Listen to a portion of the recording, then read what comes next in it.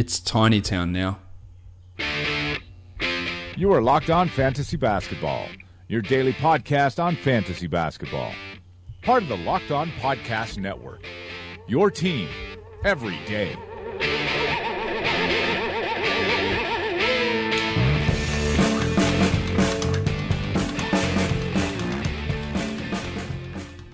Hello and welcome to the Locked On Fantasy Basketball podcast brought to you by Basketball Monster. My name is Josh Lloyd and as always you can find me on Twitter at redrock_bball. Of course, this podcast is part of the Locked On Podcast Network, so make sure you're checking out the rest of the network, checking out your favorite team 5 days a week. All those podcasts are going and you can check out all that information regarding the team, either the team you support or the team that you want to know about, some more in-depth information on particular players on. We are going to talk about all of Thursday's action, 4 games there. We're going to talk about Friday's action where there are there are 8 games for us to preview on Friday. And we're also going to talk about the trade that went down today as well, a couple of hours before the game started, the big Jahlil Okafor news. We're going to talk about that. So let's get to it. We'll start off with the Jahlil Okafor stuff. I did a quick Periscope this morning asking your questions, I was answering the questions you were asking about the Okafor situation. My first time really trying Periscope. I think it worked pretty well, so maybe if there's things like that go down, we'll do some quick Periscopes about it. The Okafor situation, I did give my thoughts on it during that Periscope, but I'm going to go through it all again here. Okafor, if you haven't heard the news, I'm sure you have by now, Jahlil Okafor has been traded along with Nick Stauskas and a second-round draft choice from the Philadelphia 76ers to the Brooklyn Nets in exchange for Trevor Booker. We'll go through the ancillary pieces first. Stauskas was not a rotation player in Philadelphia. I don't think he's really going to be a rotation player in Brooklyn. We've got Spencer Dinwiddie, there's the blue swimmer Alan Crabb, there's Caris LeVert, and there's Jumpin' Joe Harris, who play all those positions that Stauskas plays. And of course, there's D'Angelo Russell, who has to come back. So maybe you could make an argument that Stauskas goes in there and gets minutes ahead of Jumpin' Joe Harris. He won't be ahead of LeVert. He won't be ahead of Dinwiddie. He won't be ahead of Crabb. So his value is extremely limited. As for Trevor Booker, he moves from a Brooklyn team where he was the backup power forward. He was playing some minutes, and he replaces essentially a player in Philadelphia who wasn't playing at all. So where does he fit in? Does he take minutes off Dario Saric? I would be doubtful of that. Does he take minutes off Amir Johnson? Maybe, but Johnson's been playing pretty well.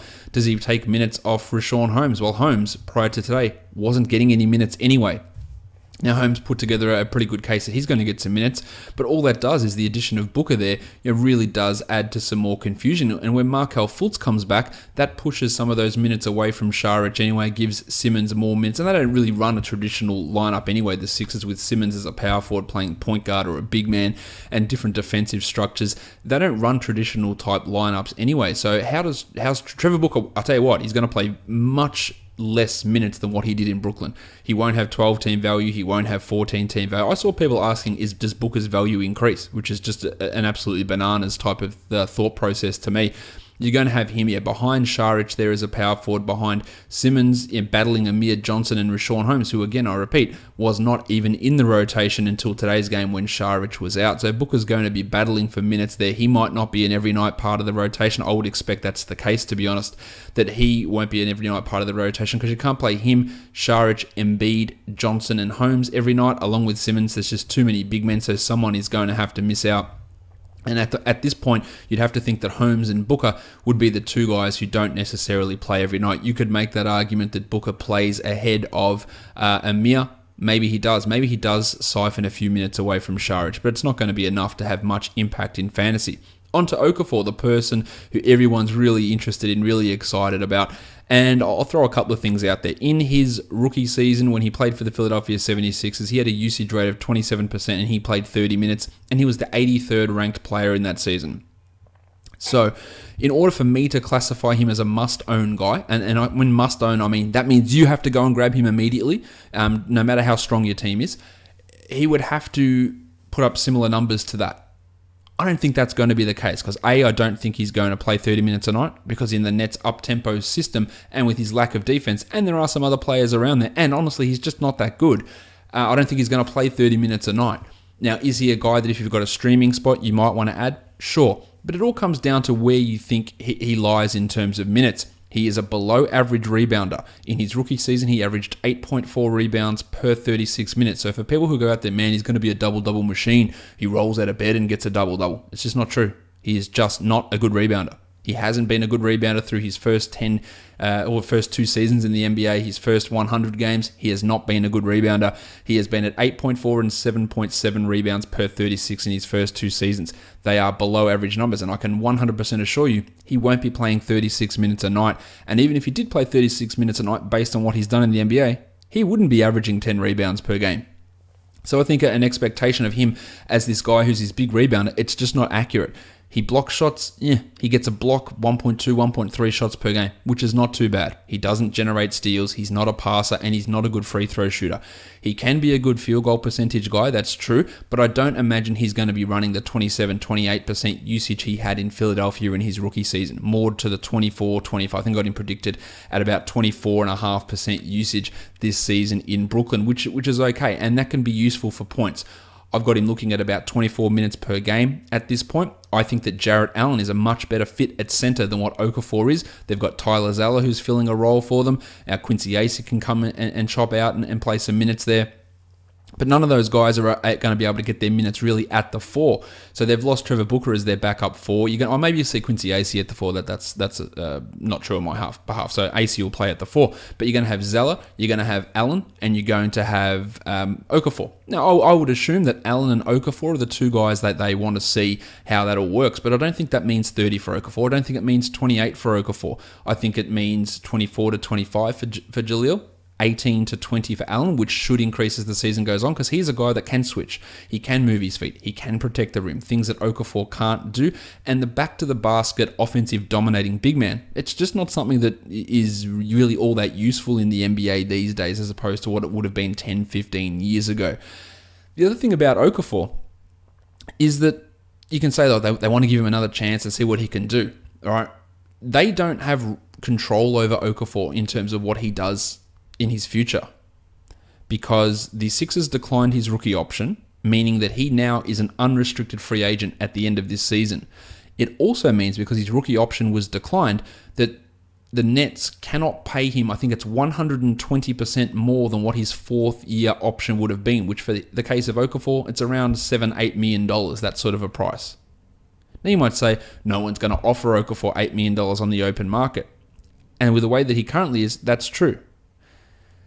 But if he goes out and shows, what were the Sixers doing? They should have been playing him, and balls out like a number 2 overall pick or number 3 overall pick should do, and goes out there and averages 15 and 9 in 28 minutes or averages 20 points per game and does all that stuff, the Nets have no control. And then if another team comes in and go, we'll give you a 2-year, $30 million contract, the Nets can't match that. They don't have match rights to begin with, and they can't actually go to Jahlil and say, we will give you the same contract because they won't be allowed to give him the same contract. And then if it's a situation where he's not deserving of $8 million a year, that means he's had a shit season. So that's the weirdness there. So it's not like they're taking, they're banking on something that's going to happen, because if it works this season and he has a monster second half of the year or last 2/3 of the year, any other team can come in and give Okafor way more than what the Nets are actually allowed to do. The Bulls can come in and go, here's $45 million over 3 years. And the Nets can come in and go, well, we can't do that. We can't offer that sort of money. And then if he's terrible, then the Nets can re-sign him to $3 million a year, but that means he was terrible. And then what's the point of it? And then you got a backup center that can't play any defense. And maybe that's fine, but it's not this huge lottery ticket type of situation where if he balls out, they've got restricted rights and another year on a rookie scale. They don't have any of that. So that's the weird part of the Okafor situation. As for what you do in fantasy, in a 10-10 league, I wouldn't worry about it. He has more value in points leagues, that is true, but I don't think he's cracking top 50 or top 80 or top 90 or anything like that. If you believe he's going to do that, you have to believe that he is going to play big minutes. And he's going to he needed 30 minutes as a rookie to average 17 and 7. And you have to think that, if he can get those 30 minutes again, he can get close to that, but maybe even not that much because I'm not sure the usage will be that high. I just don't see him coming in and playing 30 a night. I don't think he's good enough. I don't think he's going to hang in the up-tempo pace. His defense is not going to allow him to stick on the court that much. They really like Jarrett Allen. He's going to get his 20 to 22, which I think will push up as the season goes on. Zeller will chime in there as well. You'll get some AC minutes there. So I don't think this is this brilliant opportunity for Okafor. And in saying that, I don't think he's good. I said it all last year. I thought Rashawn Holmes was a better player than him. I just don't think he's a great fit for the modern NBA. There are plenty of people who disagree with me on this. Nah, man, you're going to see he's going to burst out. He's going to have huge numbers, 20 and 10. Like, that's just completely unrealistic to me. I don't see that being the case. But if you've got a bench spot, grab him. Just see what happens. I could be wrong. I've been wrong on things before. I've been right on things and I've been wrong on things. It could happen. Just from what I've seen of him as a player and the way that the NBA is currently played and the way that the Nets run things and the way the Nets offense is set up, it's not a great situation for him to do what he does best, and that is get the ball, be a black hole, shoot and score. Well, sorry, not shoot, lay up and score. He can't shoot. So, and that's my thoughts on Jahlil. You can see all our updated projections over at Basketball Monster. It does put, I guess, somewhat of a cap on Allen's upside as the season goes on. But as I said, I think Allen's a much better fit for the modern NBA. And I think that he is the guy. They've got 4+4 years of control on Jarrett Allen. They've got his 4 rookie years. They've got the restricted rights for the next 4 years after that as well. So he's a guy they'd be looking to develop, whereas they don't have any control over Okafor at all after this season. None whatsoever. In fact, less control than what you would have with any other restricted free agent. What they did get in the deal was a second-round draft choice, which is part of the appeal of doing that. And that just goes to show you how low Okafor's value is. They had to attach a second-round pick onto that and Stauskas in order to get rid of him. And giving up only Trevor Booker, who he himself is a 30-year-old undersized big man who's on an expiring deal. So that sort of should give you an indication that the Nets weren't like falling over themselves. We have to get Okafor. They had to have a pick thrown in on top of that, and that provides him some value because he is not a long-term situation or not a long-term guy for the Nets because of that rule, because of the rookie option being declined and all of that sort of stuff. So don't thinking they're going to be banking their hopes on Okafor, Russell pick and rolls in the future, because if Okafor works out, he won't be on this team. He'll be somewhere else. So that's my thoughts on him. What we're going to do now is get into what actually did happen on Thursday, and then later on in the show, we'll be looking at the preview for all of the action for Friday's games. Yeah, that's the day. All right, let's get into these awards for Thursday. We will start with the monstrous line of the night, and it goes to Joel Embiid. Of course, he is the young gun of the night as well. Embiid against the Lakers had 33, 7 and 6, some really nice passes down the stretch as well to Rashawn Holmes. He hit 2 threes, he had a steal, he had 5 blocks. He was 11 of 17 from the field and 9 of 10 from the free throw line. Embiid is currently the 10th ranked player in fantasy basketball. I think that he will finish higher than that as the season progresses. He has now played 70-plus minutes in the last 2 games, 36 in this one, 34 in the game before. He is averaging 30 minutes a game this season. There is no minutes restriction for Embiid anymore, and I think that the next time the Sixers have a back-to-back, he will play. Now, he might play just 27 in both of them, but I think he plays the next back-to-back. There is no minutes restriction for him. The sky is the limit. I've got him projected at 32 minutes a game for the rest of the season. I think it might be low. Over the last 6 games, he's averaged 33 minutes. Over the last month, he's averaged 32. I reckon I have to go in and bump that to maybe 33 or 34 minutes per game. That's how much he is playing. He is annihilating teams left, right, and center. And this line is fantastic. You're looking and go, well, that's just pretty much par for the course now.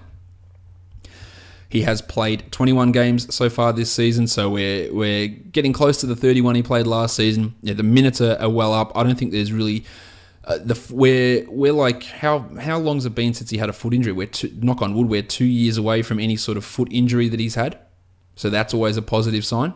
And when we get to that sort of time frame away, much like Brook Lopez, you don't really think of it as a concern. He hasn't had foot problems in 2 years. So that's a real positive for Embiid. I don't think there's any way that he finishes the season as not a top 10 fantasy player. The waiver wire line of the night. One of my boys, Karis LeVert. He started off the season struggling in a significant way, but this was brilliant from him. 21, 5 and 10. He had a 3. He had 2 steals. He had 2 blocks. He was 6 of 10 from the field and 8 of 9 from the line. He was so piss poor to start the season in terms of his shooting that his rank looks horrible. 144th over the season. The last 2 weeks, the 46th ranked player, averaging 13, 3.5, and 5 with a triple, 1.7 steals, 48 and 79 as his percentages, and still just shooting 32% from three. I've been big on this guy for a while. He hits threes, he gets steals, he gets assists, and he shoots at a high percentage. So at the start of the year when he was shooting poorly, I made a point of stressing, you know what, this guy has been he was a good shooter last year. He was a good 2-point shooter last year, and he was a good shooter at Michigan. This is bound to come back around. Another example of that sort of stuff actually happening. Now, when D'Angelo returns, does it have a limit on LeVert? Probably, but I'd add him. I would add him now. He's playing as the backup point guard. I think he's a better player than what Alan Crabb is. I've said that many, many times. And I think he should be able to maintain 28 to 30 minute role. The problem, I guess, is that when Russell does return, is then you'll have Russell and Dinwiddie having ball handling duties. But I could legitimately make an argument that LeVert is going to be a better player than Dinwiddie by the second half of this season. I think he's got more potential as an upside guy. I know everyone loves what Dinwiddie's been doing, and rightfully so. I still think that LeVert is going to be a better player than that. I've liked him for a while. I think he's going to be a top 70 player at some point in the next couple of seasons. I am pretty big on that. And we're seeing why. This is the sort of reason why I believed that he'd be able to do that. Yeah, over the last month, he's averaging 4 assists per game in 25 minutes a game. These are numbers that does deserve your attention. He's 15% owned in Yahoo League, so he is available. I would add him and just see how it goes. I do really like his upside, and I've said that numerous times in this podcast and across the course of the last 2 seasons. The dud of the night, it goes to no one else but Carmelo Anthony. 11 and 11 might not seem all that duddish to you, but on 5 of 20 shooting, that's pretty shitful. A 0-0 for him also, 3 assists and 1 of 5 from the free throw line really caps it off. He's the 84th ranked player this season, Melo, but over the last 2 weeks, he's 217th, and over the last month, he's 125th. In large part because he cannot shoot at all anymore. 39% from the field in the last month, and that includes 35% from 3, a true shooting of 48. He has fallen off in a big way this season with his efficiency numbers. He had true shooting of 53% for the past 3 seasons, which is below NBA average. But this year he is down under 51%, and as I said, the last 2 weeks he's down to 42% in that category. He's still rebounding the ball pretty well. Defensive numbers are non-existent, doesn't get assists. He's scoring, but we're seeing, and this is related to what Russell Westbrook's been doing. I talked about Russ a day or 2 ago, talking about Westbrook's numbers, how his usage had increased, and the guy that's losing that is Melo. Yeah, Melo's losing his usage. He's losing his shot attempts. He's the efficiency is dropping as a result, and his value is cratering pretty significantly. I think we might get to a stage in 10-team leagues where he's not worth owning. We're not there yet, but it's definitely becoming a concern.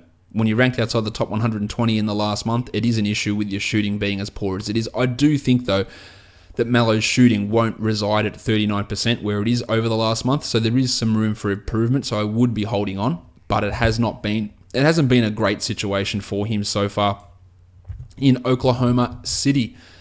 All right, let's get into these games now, talk about them in more detail. Probably the part that I like doing the best is really getting into the nitty-gritty and the details of these games. So let's get stuck into that now.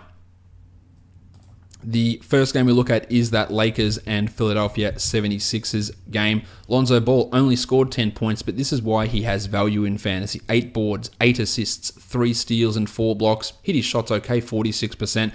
And people that do talk about dropping him, it's nonsensical to me. He has to be owned. Yeah, the shooting can be an issue, but look, these other numbers are fantastic. 3 steals and 4 blocks is pretty incredible. Jordy Clarkson played only 14 minutes. Now, he was still useful, getting 16 points and somehow jacking 11 shots in 14 minutes. But that minutes distribution is a concern because he won't be able to score as much as this in limited minutes every game. And when you look at the rest of his line, 2 rebounds, 0 assists, and 1 steal, you go, you know what? That's getting dangerous. I still would own him, but it's getting to a concern where he won't be a must-own guy. Larry Nance, 11-7 with 2 steals. He has 12 team value. Julius Randle, 16-3 and 4 in 30 minutes. But you know what that means? It means the future MVP is struggling, and he's struggling in a big way. Kyle Kuzma, 19 minutes, 3, 2, and 1.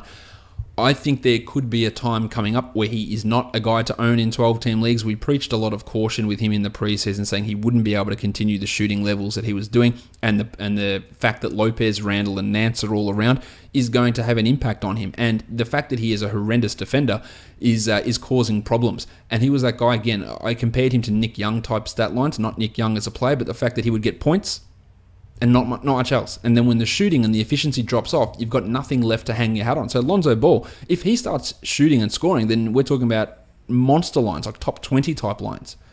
When Kuzma doesn't score, there's nothing there. And that's the problem with him. So like Clarkson, I'm not sure that by the time we head into February that they'll be guys that are must-own players. I'd still be holding on to Kuzma now, but I'm sure, as you're well aware, he's sliding down your list of guys that you want to keep on your team no matter what.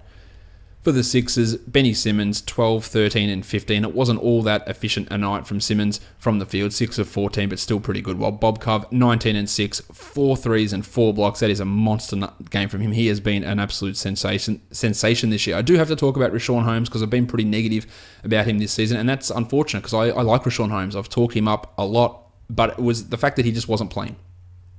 In this game, with Dario Saric out, they decided to play Holmes at the 4, and we have to remember that last season he played exactly 0 minutes next to Joel Embiid, 0 minutes next to Nerlens Noel, and I think 17 minutes next to Jahlil Okafor. So this season he played 1 game next to Joel Embiid and just a little bit of time. So it was completely out of the blue, even with Saric out, that they would give him these extra minutes at the 4. But he looked great. 22 minutes, 13 and 6 with 2 steals.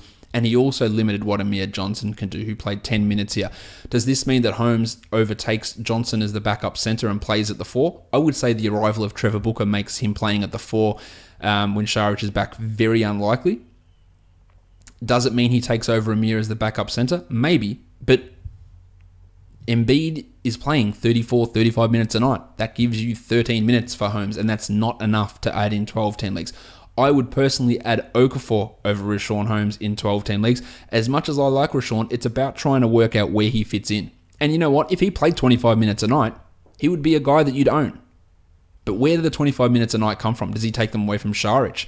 Does Booker just get no looks at all? Is Amir Johnson completely out of the rotation? And is Embiid now not playing 35 minutes a night? Because all those things sort of need to come together for him to put up those numbers. Now, if Saric remains injured, which I don't think he will, he's got a scratch on his eye, that normally maybe you miss a game, 2 games, not a long-term thing. Will Amir be out of the rotation? Fine. That's 14 minutes for Holmes. Will he play power forward minutes ahead of Booker, ahead of Saric? Pretty unlikely. So while this is good, it's encouraging. We know he can still put up numbers because he had struggled earlier in the season. Where does the opportunity lie? And it's hard to envisage it. Jared Bayless played 30 minutes in a start with Saric out, 12 and 4 with 2 triples. I thought he could have sneaky value this year. It doesn't appear the case with Markelle Fultz. According to Brian Colangelo, the end is near for Fultz, which is a rather ominous phrase, but what he means is the end of his absence is near. So that means Fultz will be coming back pretty soon, and that's going to impact Bayless. I think that also has an impact on Saric, therefore having an impact on Holmes and on Johnson and on Booker, all those guys, because the reason that Saric moved into the starting lineup was because they moved Bayless out of the starting lineup, who'd been starting in place of Fultz. But with Fultz coming back, it takes some of those minutes away. And as I said, this team's got such a funky lineup configuration that it's, me saying that Fultz coming back takes away minutes from the power forward might sound stupid, but with the way they run things, it's absolutely the case. TJ McConnell returned. He played 18 minutes, didn't do much. I don't think he's really worth a standard league ad. The next game we look at is the Washington Wizards and the Phoenix Suns. Markieff Morris, 32 minutes. The most important thing I want to take away from Markieff here is that that's 2 games in a row where he's played over 30 minutes. He had 21 and 6 with 2 steals, a block, and 2 triples. A big game from Markieff. But it's the minutes going up that's important. So if he is available in your 12, I would add him. Bradley Beal had another strong game, 34, 2 and 4, while Otto Porter continues to struggle. 4 points, 9 shots, 3 assists, a steal, and a block. You've heard me speak ad nauseum about Otto, how I'm just not as high on him as a fantasy player as what many others are, mainly because people really overrate the low turnovers that he puts up. Not saying that he's a droppable guy, very, very far from that, but I think if you ever value him as a top 20 guy or a top 30 guy, you're going to end up coming unstuck. I like Otto as a player, I just think he gets a little bit overvalued in fantasy circles. Marcin Gortat, the same, 23 minutes, 4 and 8, 3 assists and a steal. That's, he's really falling off a cliff. If you needed to drop him in a 10-team league, I'd have no problem with that. And I don't think he's going to be a must-own guy in 12-team leagues. Kelly Oubre, only 22 minutes with Morris playing more, 12 and 7 for Oubre. Yeah, he's okay. I don't think he's a must-own guy by any stretch. He's fine on a 12, but in a lot of cases, well, I'm going to use this as an example a lot of the times on the show today. If I had Oubre in a 12-team league, I'd be happy dropping him to grab Okafor just to see what happens, because I just don't see Oubre as being, well, you know what, upside's through the roof, he's going to blow up, he's going to do this. I just don't see that for him, mainly because of situation, minutes, and the streaky nature of his play. Onto the Phoenix Suns. Speaking of streaky natures or complete shit show organizations, the Phoenix Suns, this was Alex Len's turn to sit out. Tyson Chandler was announced as being back as the starter, all ready for it to come. And then Triano comes out and says, we're going to play all three centers now. Like, what? They did end up waiving Derek Jones Jr., as I predicted on yesterday's show, to create that space for Mike James. So that changes nothing about the rotation.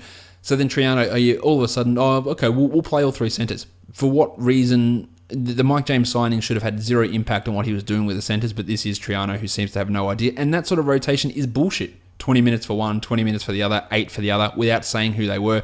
Chandler practiced, he was announced as the starter, and then half an hour before the game, oh, by the way, not with the team, Tyson, he's not going to play. So he's not going to start, so Greg Munro will. As Greg runs in, we realise this could get dangerous. Yes. So Munro started again, 27 minutes, 15, 7 and 5. He is their best centre. I've said it before, and his defensive liabilities are significantly overstated. He is not a good defender. He is not a great defender. He is not a horrendous defender. He is a solid-ish defender. A below average maybe, but close enough to average defender. He is not a bad defender. The narrative out there that he's this atrocious guy on defense is just not accurate. Jahlil Okafor is atrocious. Greg Munro is not. He is an average centre, and he is by far their best centre. If I was owning any of these Phoenix centres in head-to-head leagues, it would be Munro. Len played 21 minutes and had 7 and 8 with 3 blocks. Just not sure.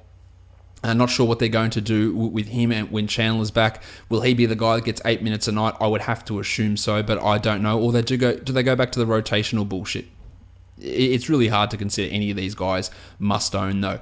With Devin Booker out, Troy Daniels played 28 minutes, pretty much expected. 10 and 4 with 2 triples. He's a 3-point streamer for deeper leagues, and I suppose on a 4-game slate like Thursday, you could have added him in a standard league as well, just for this day. TJ Warren, 23 and 8 in 44 minutes, while Tyler Ulis got an increased role also, 34 minutes, 13, 4 and 6, and Ulis is a guy that I would add in 12s, because Mike James, he's just not that good, to be honest. Mike James, 4 and 3 in 14 minutes. He's been playing a significantly reduced role in the past 3 games. And you want to talk about all this, Eric Bledsoe, man, needs to be traded, doesn't fit the timeline. And then everyone's really going the old rusty trombone on Mike James. Mike James is 8 months younger than Eric Bledsoe. Mike James is older than Brandon Knight. So I don't see what part of any future he is playing on this team. He's 27 years of age already, albeit 3-4 months ago he turned 27. But he's, at 8 months younger than Bledsoe. He's older than Brandon Knight. He's not any sort of foundational piece for any future. And it's a great story for him that he finally got a full-time NBA contract, not denying any of that. But just because he's a rookie doesn't mean he's this young whippersnapper who's coming in and really going to be a part of hashtag the timeline. Because he's not. He's old. He's the same age as Eric Bledsoe, who was considered expendable due to the timeline nature. Josh Jackson started. He had 10, 3 and 3 in 24 minutes in place of Booker. He fouled out in that time. I think he's more of a 14-team league short-term ad. While Marquise Chris owners would get marginally excited. He had 11 points in 24 minutes, had 2 steals and a block, and he is also a putrid defender. He had 2 boards in this one. I'm not adding him in 12-team leagues despite that somewhat encouraging performance, while Jared Dudley siphoned all of Dragan Bender's minutes in the second half, 7 minutes only for Bender. The next game was in Mexico City, the Oklahoma City Thunder and the Brooklyn Nets. So it did slow the pace down. Playing in Mexico, Miami's on my head because they are playing the next game in Mexico against Brooklyn. So that's something to pay attention to. No Paul George with a calf contusion. Jeremy Grant was also out. So we had this weird-ass rotation from the Thunder. Kyle Singler played 23 minutes, if you can actually believe that guy's still alive. Nick Collison played 8 minutes, and Alex Abrines started and had 5 points in his 26 minutes. There is almost zero to really gain from looking at this Thunder rotation, apart from the fact that Andre Robertson brought the defense again. 8 boards, 1 steal, 2 blocks, and he is a fine streamer in the mold of a Tabo Cephalosha, or maybe more accurately, a Wes Johnson, who can provide those defensive numbers. And we know that aside from the early season struggles, his role is going going to be consistent. Westbrook had 31, 8 and 6, just shot horribly, 27 field goal attempts, 10 of 27 from the field. It wasn't a great night from Russ. Got to the line 12 times, hit 9 of them. Yeah, he's fine. He'll be a top 10 guy this season, but he's not the same player as last season. Onto the Nets, Tyler Zeller started 11 and 8 in 20 minutes, but we can't rely upon this center rotation moving forward with the addition of Okafor. Tim Mozgov played 7, and Jarrett Allen played 18 and had 2 blocks. He's going to be probably a block streamer, Allen, and he can have some value. He's not a strong rebounder himself, and he's not really a 12-team league guy. The Blue Swimmer had 15 and 6 with 4 triples. In true Crab style, doesn't do much else. 1 assist, 0 steals, 0 blocks. I don't think he is a must-own 12-team league guy. Well, Rondo Hollis-Jefferson hurt his ankle, but came back in 17 and 4, triple one, 35 minutes. I think his minutes might actually go up now with Booker out because there is no other backup power forward unless they play a lot more Levert at the 3, which I'd be thumbs upping, and play Damari Carroll more at the 4. So give more minutes for some of those wings, which might actually get Source Castillo in there. Jumpin' Joe Harris had 7 and 5 in his 26 minutes. The last game of the night, the Houston Rockets and the Utah Jazz, Chrissy Paul was great. 18, 9, and 13 with 3 steals and a block. If you drafted him, it was tough early on, but he is just killing it at the moment. Well, Jimmy Harden had 29, 5, and 3. And Ryan Anderson, man, he's hitting his threes at a sensational rate with Chris Paul back. He was 5 of 6 here for 23 points with 6 boards. Still just more of a 3-point streamer. I'd own him in 14-team leagues, but I wouldn't go any shallower. Ariza, 10 and 4 with 2 steals. Eric Gordon, 10 and 4 with 2 triples and 2 blocks. I think both of those blokes in 10-team leagues are not must-own guys.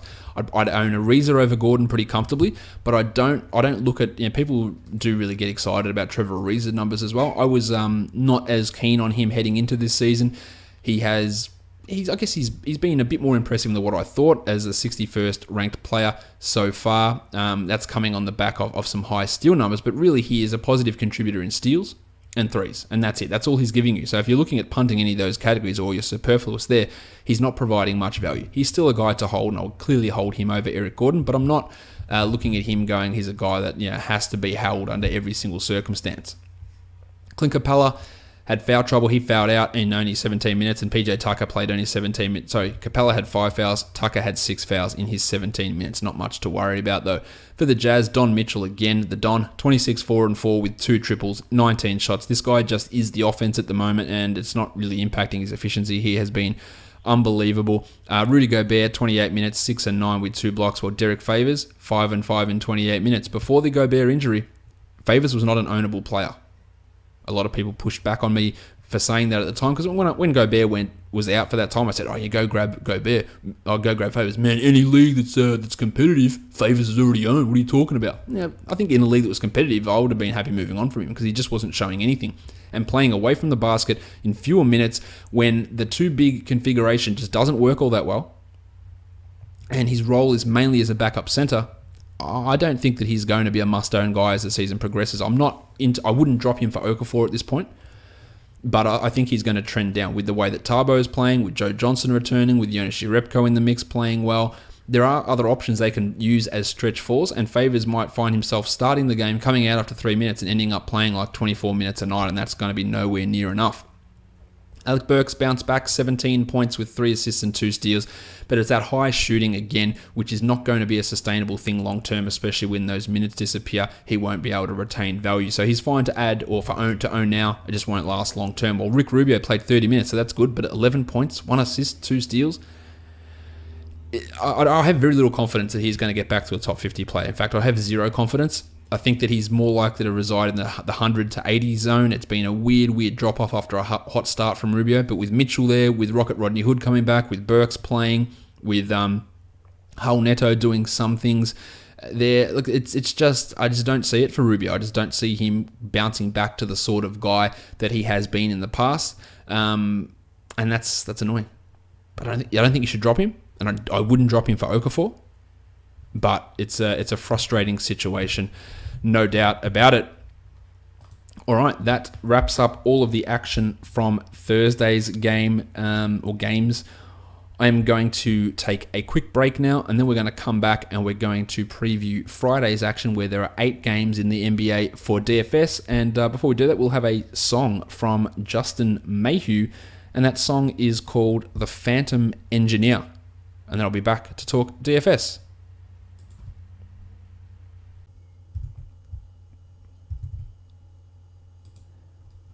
It's Tiny Town now. You are Locked On Fantasy Basketball, your daily podcast on fantasy basketball. Part of the Locked On Podcast Network, your team every day.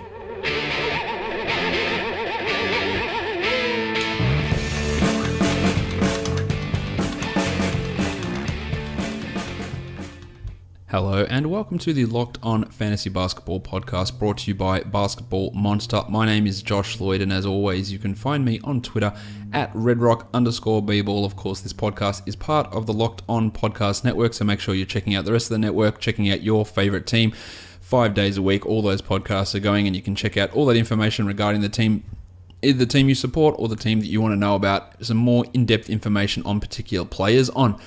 We are going to talk about all of Thursday's action, 4 games there. We're going to talk about Friday's action, where there are there are 8 games for us to preview on Friday, and we're also going to talk about the trade that went down today as well, a couple of hours before the game started, the big Jahlil Okafor news.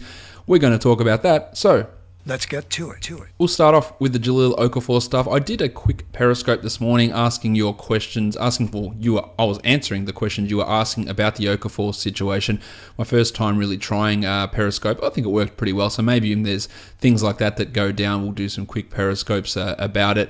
The Okafor situation, I did give my thoughts on it during that Periscope, but I'm going to go through it all again here. Okafor, if you haven't heard the news, I'm sure you have by now, Jahlil Okafor has been traded along with Nick Stauskas and a second-round draft choice from the Philadelphia 76ers to the Brooklyn Nets in exchange for Trevor Booker. We'll go through the ancillary pieces first. Stauskas was not a rotation player in Philadelphia. I don't think he's really going to be a rotation player in Brooklyn. We've got Spencer Dinwiddie, there's the blue swimmer Alan Crabb, there's Karis LeVert, and there's Jumpin' Joe Harris, who play all those positions that Stauskas plays. And of course, there's D'Angelo Russell, who has to come back. So maybe you could make an argument that Stauskas goes in there and gets minutes ahead of Jumpin' Joe Harris. He won't be ahead of LeVert, he won't be ahead of Dinwiddie, he won't be ahead of Crabb, so his value is extremely limited. As for Trevor Booker, he moves from a Brooklyn team where he was the backup power forward, he was playing some minutes, and he replaces essentially a player in Philadelphia who wasn't playing at all. So where does he fit in? Does he take minutes off Dario Saric? I would be doubtful of that. Does he take minutes off Amir Johnson? Maybe, but Johnson's been playing pretty well. Does he take minutes off Richaun Holmes? Well, Holmes, prior to today, wasn't getting any minutes anyway. Now, Holmes put together a pretty good case that he's going to get some minutes, but all that does is the addition of Booker there, it really does add to some more confusion. And when Markelle Fultz comes back, that pushes some of those minutes away from Saric anyway, gives Simmons more minutes. And they don't really run a traditional lineup anyway, the Sixers, with Simmons as a power forward playing point guard or a big man and different defensive structures. They don't run traditional type lineups anyway. So how's Trevor Booker? I'll tell you what, he's going to play much less minutes than what he did in Brooklyn. He won't have 12-team value. He won't have 14-team value. I saw people asking, does Booker's value increase? Which is just an absolutely bananas type of thought process to me. You're going to have him behind Saric there as a power forward, behind Simmons battling Amir Johnson and Richaun Holmes, who again, I repeat, was not even in the rotation until today's game when Saric was out. So Booker's going to be battling for minutes there. He might not be an every night part of the rotation. I would expect that's the case, to be honest, that he won't be an every night part of the rotation because you can't play him, Saric, Embiid, Johnson and Holmes every night along with Simmons. There's just too many big men, so someone is going to have to miss out. And at this point, you'd have I think 19 to 20 is more realistic, and that's not too far off. But I think he's probably somewhat of a fade here. Not a strong one though. Kevin Durant, 11,100 in on Durant. I think this is 55 almost floor here for Durant in this matchup without Curry.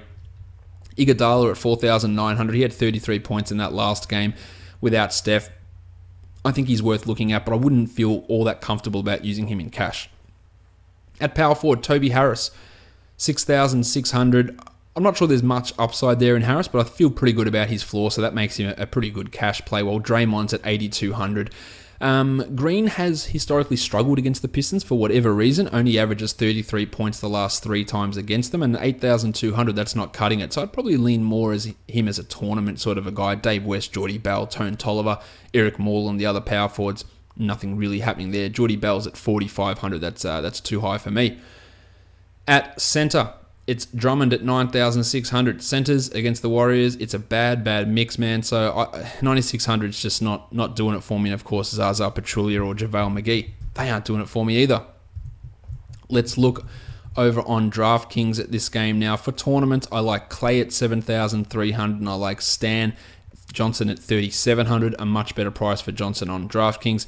For cash, it's Toby Harris at 63, it's Reggie Jackson at 58, it's Durant at 10,700, and it's Avery Bradley at 5,300 on DraftKings. The next game we're going to take a look at is the Cleveland Cavaliers and the Indiana Pacers. The Cavs are favored by 2.5, and the total is 219.5. Ty Lue said that Tristan Thompson may return in this game, so we've got him listed as questionable at the moment. If he is out, then it's more minutes to Jeff Green, to Kyle Korver, to Channing Frye, all those sort of no-nonsense, no-value sort of players. On the Pacers side, there's more interesting things to look at. Miles Turner is questionable with a sore right calf, or Corey Joseph is questionable with a sore left shoulder. If Turner is out, we know that we're going straight to Domantas Sabonis. If Joseph is out, we're looking at Lance Stevenson getting a boost, Daz Collison feeling more secure, and Vic Oladipo probably getting a few extra minutes there as well. So some extra value can come from both of these situations. At point guard, Collison's at 6,000. I feel pretty good about Collison in a good matchup against the Cavs. With Joseph being unsure, I think 6,000 for Daz is a pretty strong price, especially considering he came down, whereas Corey Joseph at 4,200, there's no upside in that, plus there's a significantly low floor. At shooting guard, Vic Oladipo's at 9,300. If we hear that Joseph is out, I think that may be a cash guy. But otherwise, for now, it's a tournament play. He has been killing it, but 9,300, it's pretty expensive. Dwayne Wade at 6,100, shit the bed in the last one, but I feel pretty good about Wado getting back to 30 points here, so I like him. The plumber, J.R. Smith, Kyle Korver at 38, I'd rather take Korver and get him in. He's actually averaging 20 points over the last 3 Korver, so if you are looking to fit some high-price studs in, Korver might be a guy that you can get 21 or 24 out of with 30-point upside, which might work in cash and in tournaments. Lancey Stevenson's a small forward. He's at 4,400, has been doing nothing in the last couple of games, but I do like using him if Corey Joseph is out, while Bojan Bogdanovic at 4,800, too high a price to use him in cash, but the 30, 40-point upside for tournaments makes him someone to put in your pool, but I don't think it's the greatest spot for him. I like this guy, though. LeBron James. He's at 12,000. I feel like you're going to get 60 out of LeBron. Normally a $12,000 guy on an 8-game slate, you'd say for cash, and maybe not, but I think LeBron's actually an exception here. I would look at him and go, that's a really safe floor, and it has got that 65-point upside, which you're looking for. Yeah, so tournaments, cash, I think that LeBron is good. Thaddeus Young, 6,200. If Miles Turner is out, I'd make that a cash play. Otherwise, it's more of a tournament-y type, 40-point upside option. I wouldn't even hate it, though, if Turner plays in cash. It's not a bad one to look at. While Sabonis at 4,800, of course, we'd smash that if Turner is out. Kevin Love at 8,000. Love the matchup for Love here, and I'd love it even more if Miles happens to be out. As for Tristan Thompson or Channing Frye, Thompson's at 3,600. Maybe too high. I don't think there's much to see with either of those guys in this matchup. Let's look at DraftKings now. For tournaments, I like Lance at 42, and I like Miles Turner, who's at 6,200. That's more that if we don't hear news of him before lock, I'd throw him into a GPP and say, hey, if it works out, it's going to give me an advantage. For cash, if he's in Turner, I like that for cash a lot. The other cash ones I like, Oladipo at 89, Daz Collison at 59, Dwayne Wade at 55, The Deuce is at 6,000, LeBron is at 11,700, and Kev Love at 8,500, I think is a pretty good option over on DraftKings. Let's take a look at the next game. It's the Denver Nuggets. They're taking on the Orlando Magic. The Magic are favored by 1.5, and the total is 218 points here. John Isaac has been listed as out again. I don't know if this guy's alive. I don't know what's going on. Hopefully we get him back soon, because I do really enjoy him as a player. At point guard, with Evan Fournier out with the ankle issue, I think that Alfred Payton's going to play a lot more minutes. And the reason I think that is because they don't have many other shooting guards, so they're going to run DJ Augustin a little bit at the 2, and Fournier did a little bit of ball handling too, so we're going to see Fournier play some big minutes. He's at 8,100, so I guess FanDuel agrees with me, so they've bumped his price up. If he remained at, say, mid-7s, 7.5, I would look at him as a cash play. For now, he's a tournament guy with 40-point upside in a really good matchup, so I like him for tournaments. As for Augustin at 3,700, well, he's got that ability to come in and hit 6 threes and score 20 points, And at 3,700, that puts him into my pool as well. Jamal Murray, the Blue Arrows at 6,000, has been putting up some okay numbers. Last game was a weird one. He still put up 29 points, but only played 23 minutes. Point guards have done really well against Orlando this season, so that's why I'd have more confidence in using Murray in this one. At shooting guard, you've got Farton Will Barton, 7,200, who may start again. We don't know. I think that's a decently strong cash play, while Gaz Harris at 6,900. I think that's a pretty good cash play as well. He's been just consistently crushing it with Nikola Jokic out. Aaron Aflalo is who I likely think will start for Evan Fournier. He's a minimum salary guy. If you think that this is 2013, by all means, load up on Aaron Aflalo. I won't be doing that. I know that he's not good. He's the king of the bad long two. He does nothing else. There's just nothing to like. And watch him come back and drop 50 points and make me look stupid. John Simmons at 6,100, he is going to absorb a ton of usage from Fournier, so I really like that for cash. We know that his game thrives on usage and shots, and he's going to get them now. Other small forwards, Baby Neck, Wilson Chandler, that's a no from me. You got Wancho, you got Hazonia, yeah, and they're there. That's about all I can say for them. At power forward, Az Gordon, 9,200. It's a big price for Azza, and the price is up $900, but he is going to absorb Fournier's usage as well. So I do like him here. I think that in cash, he's a 45-point guy. Not floor, maybe a 40-point floor guy. I do like his spot here. Ken Fareed at 56, I also think he's in for a decent cash. Maybe not great tournament upside, but I think he can maintain his cash value. Trey Lyles is the one that you want to pay a little bit of attention to. He had 34 points in 27 minutes in the last game. 4,800 for Trey, so the price is getting up there, but I wouldn't hate using him in a GPP if Fareed gets roasted by Az. At center, 8,400 for Vooch. He has just been putting up big numbers at the moment. 63 points in the last one. I'm okay with using Vooch at that sort of a price tag. Then you've got Biyombo, no. Mason Plumlee at 58. Well, he's seen his minutes drop in each of the last two games. If they throw him back in there, he could return that value, but I think that's just too high a price for Mason Plumlee, while Mo Spate's just not getting it done, unfortunately, for Big Mo. DraftKings. I like the Blue Arrow in a tournament at 5,700, and Mason Plumlee is much cheaper, so at 4,500 he enters the GP pool. For cash, it's Lord Alfred at 6,600, love that one. Az Gordon at 84, Ken Fareed at 49, John Simmons at 56, and Nick Vucevic at 8,100, where I just love Gaz Harris at 6,400 here as well. I think that's a super strong cash. Maybe there's not a huge amount of GPP upside in Gaz, but for cash, I really do like that price tag for him. The next game we look at, the Chicago Bulls and the Charlotte Hornets. The Hornets are favored by 9.5, and the total is 203.5. And it is the return, finally, of Nikola Mirotic. Bob Portis feels like he's been... Punch Bob Shiploke feels like he's been back for weeks, and Mirotic is only just going to make his return. So that just shows this organization and what they're all about. Hello, darkness, my old friend. I've come to talk with you again. A great indication of how many new listeners this podcast has been getting is the amount of questions I've been getting recently, like, oh, what team do you support, Josh? Now, people who've listened to this show for years and years, they know the answer to that. It's this Chicago shit shows. But I've renounced all fandom. It's harder to support a team and when you're covering the league, as I do, every day of the week, every day of the year, all 30 teams, you've got to be impartial to it. So, yeah, I'm not a Bulls fan anymore. If they went on and started doing something good, or I have somewhat of a soft spot for them, or I get more angry when they do dumb shit, I go, what is wrong with you people? But I'm not a fan of them anymore. The front office, the enabling of the front office by ownership, the coaching decisions, just everything about this franchise has turned me off completely. And coupled with what I do for work now, I just don't support any team. So if you guys who are new listeners, the answer used to be the Chicago Bulls. Now, I just like basketball. That's it. I like the NBA. That's what I support. We know that Frank the Tank Kaminsky is out for the Hornets with an ankle sprain, and Cody Zeller is out indefinitely with a meniscus tear, which is probably going to sideline him minimum 2 months. It could be the rest of the season. We don't know. So that's going to open up some weird things at the backup center position. John O'Bryant is going to come into the rotation. Last year, Frank Kaminsky played a lot of minutes at center and put up good fantasy numbers. He was dreadful, though, in terms of on-court production. The team got killed with him out there. So maybe they would limit what he can do as a backup center, play O'Bryant those minutes behind Howard, maybe give Frank the Tank a couple of extra ones.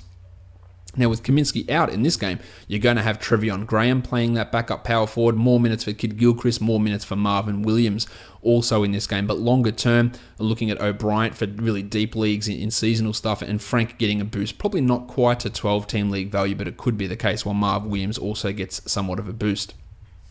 At point guard, Kemba Walker, sensational matchup. The Bulls have allowed a lot of points to opposition point guards, even though Chris Dunn's a good defender. 8,700 for Kemba is a big price, but I think you should feel pretty good about getting 40 out of him, which makes him a strong cash play. Whereas Chrissy Dunn at 6,700, well, he's got a good matchup going the other way, and he has been really, really strong. In fact, his lowest score in the last 5 is 27, and that makes him a decent cash point guard. Carter Williams, Jaren Grant, nope. Shooting guard, Nick Batum, 6,400. He played pretty well in the last game. That's a decently high price. I think that he can have a big game against the Bulls, so I'm backing Nick Batum here. Justin Holiday's at 55. He's too streaky for me to really recommend in cash. He's more of a tournament guy, but there's something there. Jez Lamb, not interested at 5,700. Interestingly, Trevion Graham is listed as a shooting guard on FanDuel. He's going to be playing some power forward here with Kaminsky out. He's a minimum salary guy, so maybe, but in general, the answer is going to be no. At small forward, Denzel the Hammer Valentine, 5,100 for Denzel. I'm in on that for cash. I'm in on it for tournaments. I like it. Kid Gilchrist at 5,200 could also get a boost with both Kaminsky and Zeller out. So have a look at him. I don't think he's a very high upside guy, and also don't think his floor's that high. So he's probably be someone that I wouldn't be super interested in. David Nwaba's at 4,200, and he's probably more of a $3,500 guy. At power forward, Starvin Marvin Williams is at 4,400. With Kaminsky out, he probably sees more minutes, but it's not like this guy's a high point per minute producer. 4.5 points per 36 minutes in his last 5. That's not really getting it done for me. He's fine to use, but where's the upside? And then he's got a low floor as well, so there's nothing too exciting. Whereas I like Lauri Markkanen at 63. I think 30 points should be coming his way. Nikola Mirotic returning, $4,000.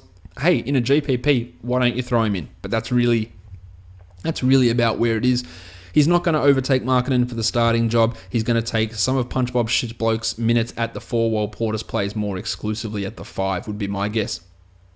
As for Shitbloke himself, he is at 3,900.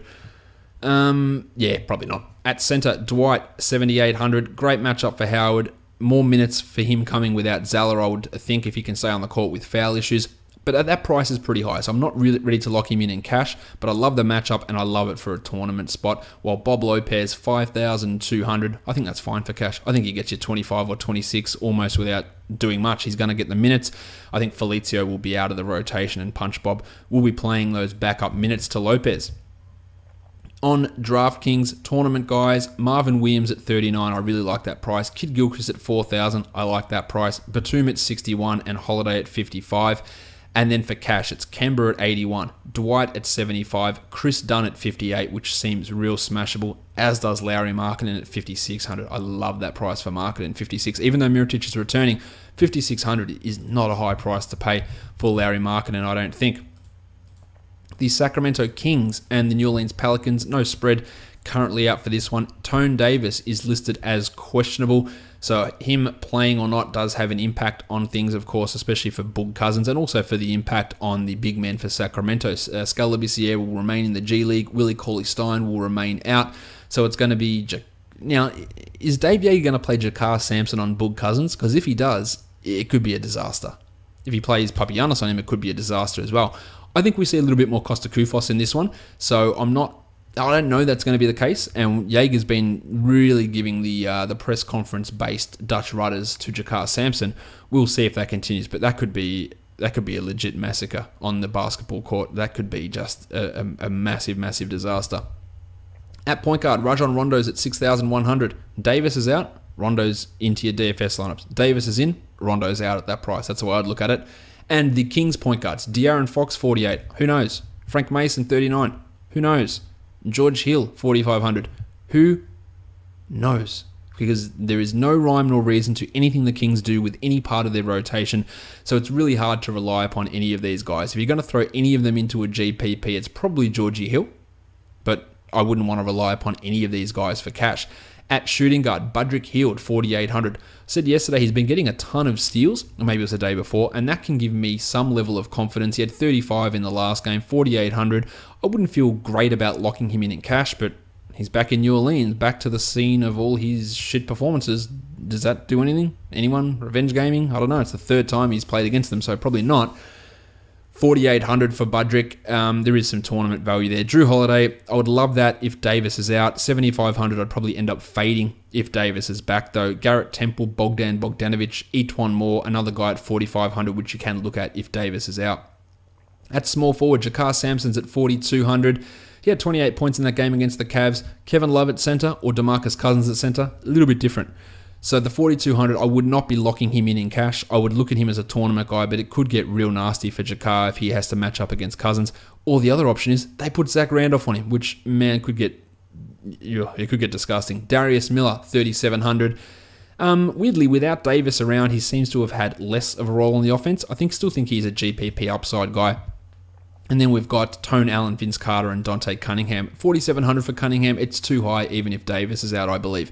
As for Tone, 10-8, I'd be using him if he plays. I'd be all in on that. While Zebo at 6,700, that's very high. And it's high for a reason, because Randolph's been averaging 43 points over his last 3 games. But against that Pelicans front court, we've seen many teams struggle in that situation. I don't think that I'd be using Zach Randolph at that sort of a price. At center, Boogs at 12,000, and he's at 12,000 for a reason. He's got 75-point upside here. I do really like using him in this matchup. Costa Koufos at 36. I think he's a sneaky one, because I reckon if the Sampson-Randolph front court doesn't work, and who knows if it does, probably doesn't, then Koufos could become in there, big body, bang against Boog, get you 23 or 24 points. I think that's a realistic expectation, so I wouldn't be averse to, and especially if they announce Koufos as a starter, I'd be looking at him as even just a cheap cash guy to get some other high-priced players in. That's a strategy that you can, I think, utilize. And he'll be very lowly owned as well. On DraftKings for tournaments, it's Budrick at 51. It's Boog at 11.8. Nah, screw that. Boog's a cash play. I'm going to make that adjustment there. While Jakar at 3,400 is a tournament play. That's a very nice price for him on DraftKings, but there is that risk. But yeah, I would definitely include him at that price. Zebo's at 5,900. That's a much more achievable price. And if they're going to run with him and Sampson as that starting front court, I would be all over Randolph at 5,900, which is contrary to what I said on FanDuel, because that price is so different. The next game, the Toronto Raptors and the Memphis Grizzlies. The Raptors are favored by 5.5, and the total is 202.5 points. Brandon Wright is out for the Grizzlies, so Deontay Davis gets extra run there. At point guard, Kyle Lowry, 8,300. I feel pretty good that Lowry is going to get me at least 40, so I like that for cash. I like it for tournaments. Freddie VanVleet at 41. I feel pretty good that VanVleet's going to get me 20, so if you're looking for a cheaper cash point guard, you could do worse. Mario Chalmers had a big game in the last one, but had been putrid prior to that, so he's of no interest. While Tyreke Evans, who is starting at point guard, is listed as a shooting guard. He is at 7,500. I think that's probably a little bit too high for Tyreke, and I reckon there's better ways to spend that money. DeMar DeRozan at 8,700. I love that for cash. I think it's okay for tournaments, but I like it for cash. Whereas Norm Powell and Ben McLemore, they are doing a whole bunch of nothing. At small forward, Chandler Parsons, 3,800.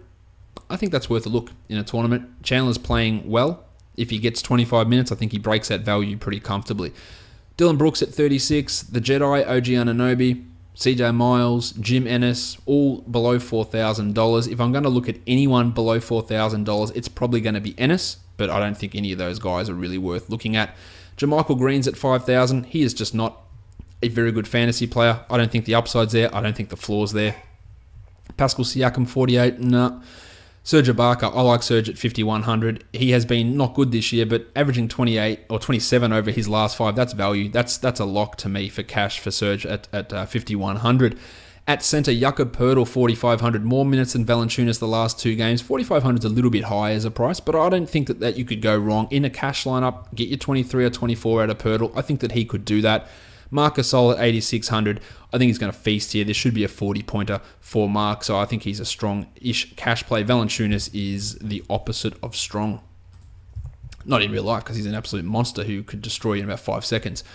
On DraftKings for tournaments, I think Siakam at 39 has value given the salary, and then there's a bunch of guys I like for cash. Lowry at 82, VanVleet at 37, DeRozan at 78 is great, Gasol at 79, and Poeltl at 3,600. I think he's a very, very good cash option. Just get you the 22-23 and then build around it with some of those other high-priced players like your Boog or Tone Davis or anyone else. These big name guys, or Giannis Antetokounmpo, who we're about to cover now in the next game, which is the Dallas Mavericks and the Milwaukee Bucks. The Bucks are favored by 5.5, and the total is 202 points here. Matty Dellavedova is listed as questionable, so that's a step forward. If he comes back, it just adds extra bullshit confusion to that rotation of the guards. DeAndre Liggins, Rashad Vaughn, Malcolm Brogdon, all four of those guys will come off the bench, and whatever the wrongest choice you can make is, Jason Kidd will likely make that. At point guard, Dennis Smith is dealing with a groin problem. He is questionable. He's at 5,400. If he is out, we're looking at Yogi Ferrell a lot and JJ Barea having tremendous value in that case. I'm not really looking at Smith as an option here. It's a negative matchup. Eric Bledsoe is a good defender. The Bucks are quite good at restricting point guards. I don't think this is a good spot to use Smith with that injury. At shooting guard, Brogdon's at 4,700. I cannot rely upon him at all. Chrissy Middleton at 7,600. He's been putting up pretty consistent numbers. I think that he's been fine since the addition of Bledsoe, so I like him. I didn't even talk about Bledsoe, actually. He's at 7,300. I like that for him also. I like JJ Barea at 49 if Smith is out. So he's more of a tournament guy if we don't hear news earlier in the day. Devin Harris, not really interested. Tone Snell, the same. At small forward, Yanni, 12,400. That is very, very high. I cannot find a way to use that in cash. I think in tournaments you could, but I just don't like that for cash at all for Yanni. It's too expensive for what he's likely to produce. The pencil Harrison Barnes, 6,800. I don't mind that for cash. Get your 35 out of him. Decently comfortable. I think that he can do that. So I think that's a good spot there. At power forward, the Muppet John Henson, 5,700. Too expensive. Maxi Kleber, who's at 3,600. He had that monster against Boston, but prior to that, he'd done pretty much nothing. So in a tournament, maybe, but I don't really see that repeating. While Dwighty Powell at 4,100, just not much interest there. At center, Thon McCurr, Salah Mejri.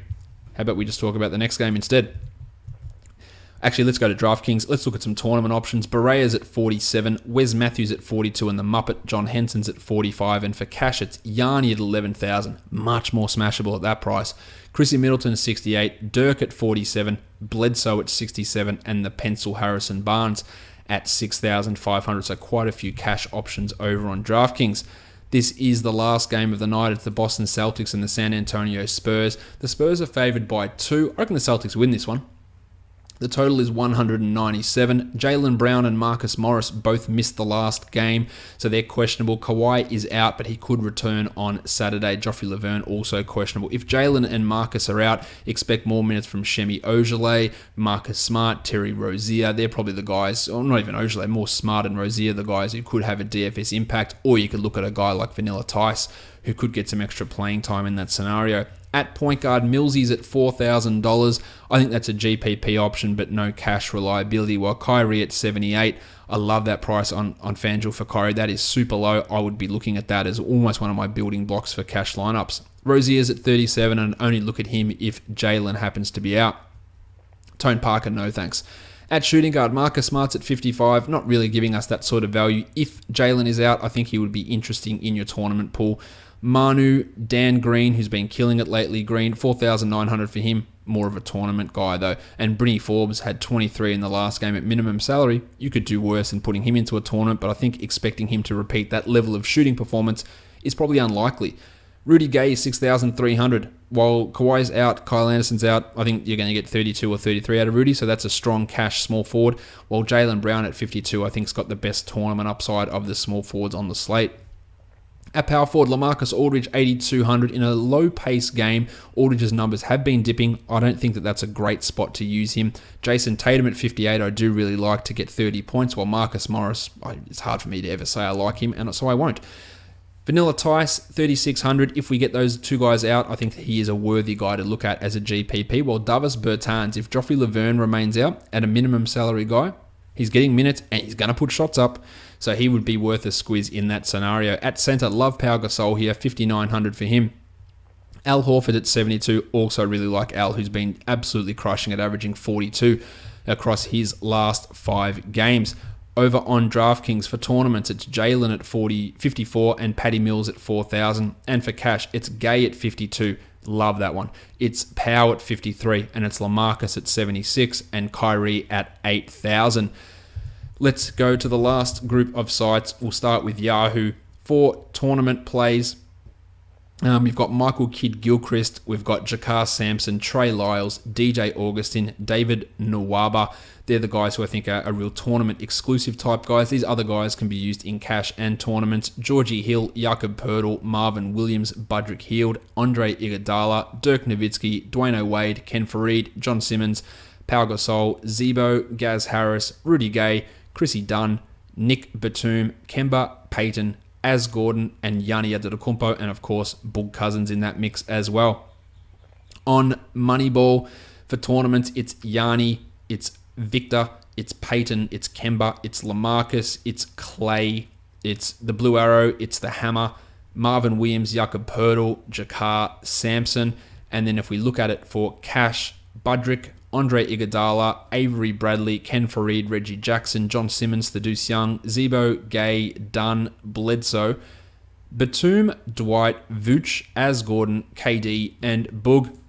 And on Draft Stars for tournaments, Boogie and Yanni, Lord Alfred, the Muppet John Henson, Bojan Bogdanovic, Mason Plumlee, Michael Kidd-Gilchrist, Lance Stevenson, Jakob Poeltl, DJ Augustine, Trey Lyles. And for cash options, Iguodala, Ken Fareed, John Simmons, Pau Gasol, Chris Dunn, Lauri Markkanen, Rudy Gay, Gaz, Eric Bledsoe, Chrissy Middleton, Klay Thompson, Nick Batum, Dwight Howard, Kemba Walker, and Az Gordon. That does it for another week of the Locked On Fantasy Basketball podcast. If you've got any questions, you can hit me up on Twitter at redrock_Beeble. And of course, you can leave a comment below the YouTube video, which if you're on YouTube, go find it, go subscribe, go give it a thumbs up and leave your questions. Also, if you do listen on Apple Podcasts, go and leave a 5-star review. Say, this guy's got the sexiest hairline out there, great beard, love his nose, whatever. I don't care what it is that you write in the review. Make it funny, make it memorable. Actually, everyone go and leave a 5-star review and just write, I love this guy's nose. That's it. You haven't tried anything else. Maybe you can write something about the show, but include something about my nose in there. I don't know why. That just came to my head. You can also find the podcast on Spotify, TuneIn, Google Play, and Stitcher, and check out the rest of the Locked On Podcast Network, as well as Basketball Monster, where we have updated our projections for the Brooklyn Nets and Philadelphia 76ers after that trade. And of course, once they play their first game with their new players, we'll be going in and making adjustments based on how the coaches use those new guys. We are done here, guys. Thank you so much for listening, everyone. See ya.